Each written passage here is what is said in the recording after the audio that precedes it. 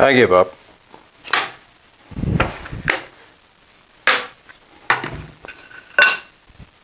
Time for new miter gauge fence.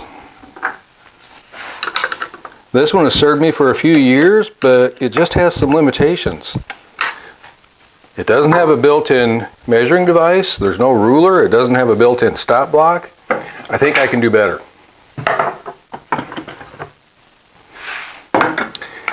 It looks like one you might buy at the store, but guys, I made this one in the shop.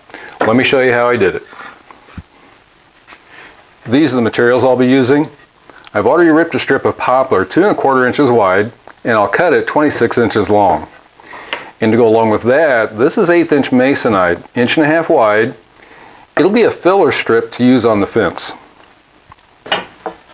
I'll be using Kreg's fence track. It has a cross section like this. Here is where a 1/2 inch wide self-stuck tape measure will go, and this groove is where the flip stop will run in. And here's the flip stop. I have it set up with the hairline indicator on the right hand side.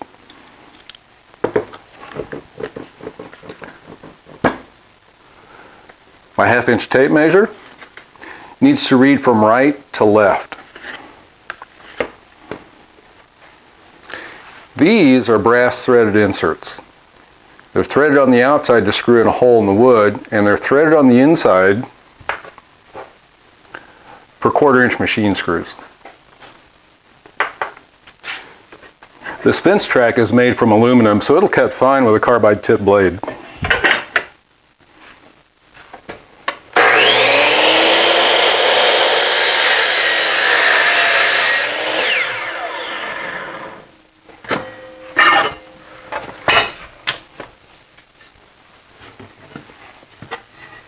Here's how the fence track will sit on the wood. And I'll fasten in place with 4 screws. I'll drill through the back of the fence track right in this groove that they provide for it. And then I'll fasten it with small sheet metal screws.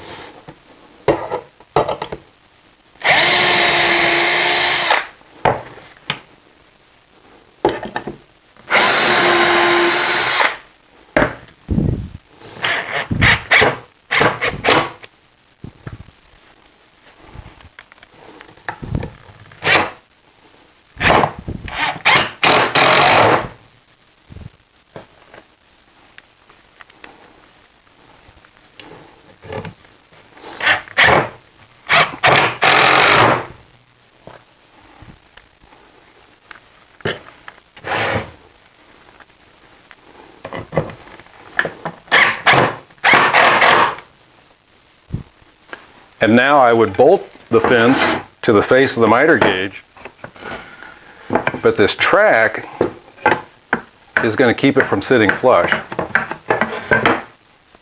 And that's why I cut the 1/8 inch masonite as a filler strip.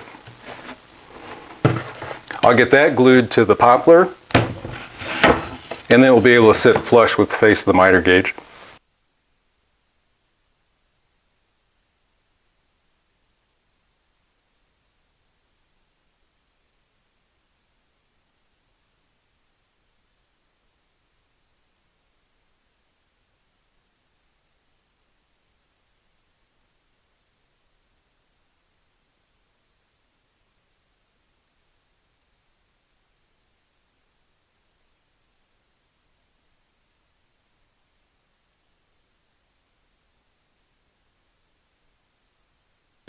The miter gauge has these 2 slots for mounting a fence too, and that's how I'm going to mount mine. They are 2 3/4 of an inch apart.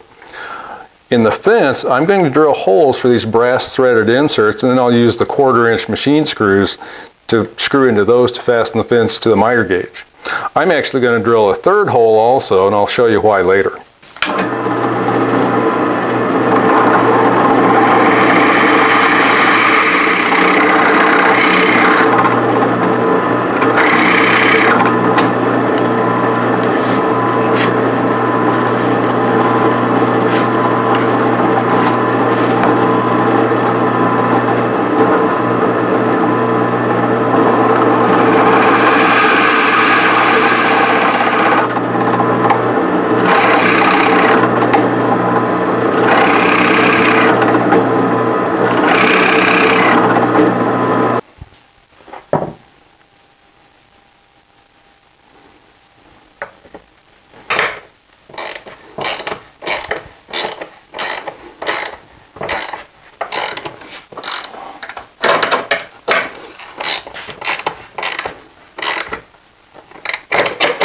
And this bottom front corner, I'm going to knock off at 45 degrees.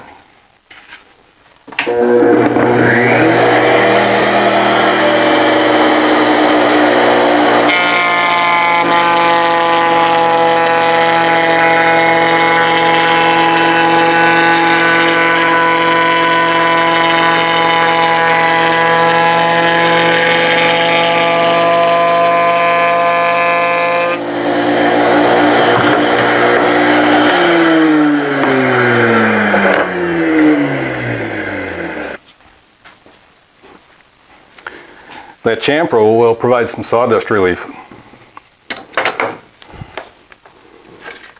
Now the reason I did 3 holes for those brass inserts, when I'm sawing at 90 degrees, I know the fence is zeroed in the saw blade, and there's plenty of support right up to the blade.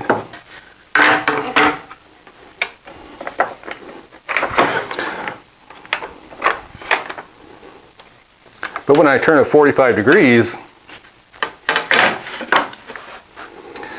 that's a lot of unsupported work out there. So I want to be able to move the fence to the other position. And that'll provide support right up to the saw blade, even at 45 degrees. I know the edge of the fence is at 0. It's right up against the saw blade. If I adjust the hairline indicator so it's at 0, there's actually a 1/4" gap between the indicator and the edge of the stop. So when I attach my tape, I'm actually going to have to move it out an extra 1/4 inch.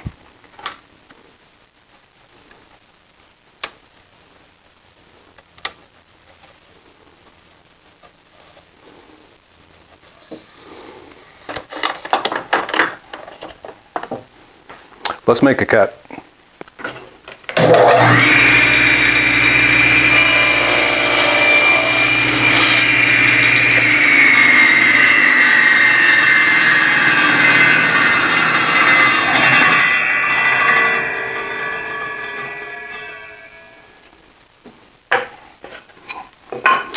Let's set it for 8 inches.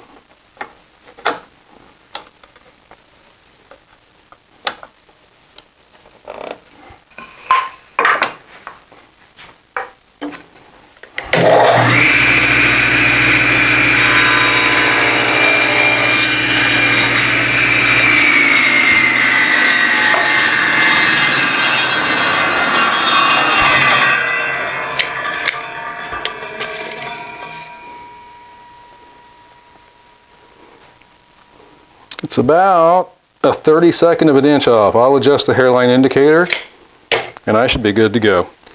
Guys, thanks for watching.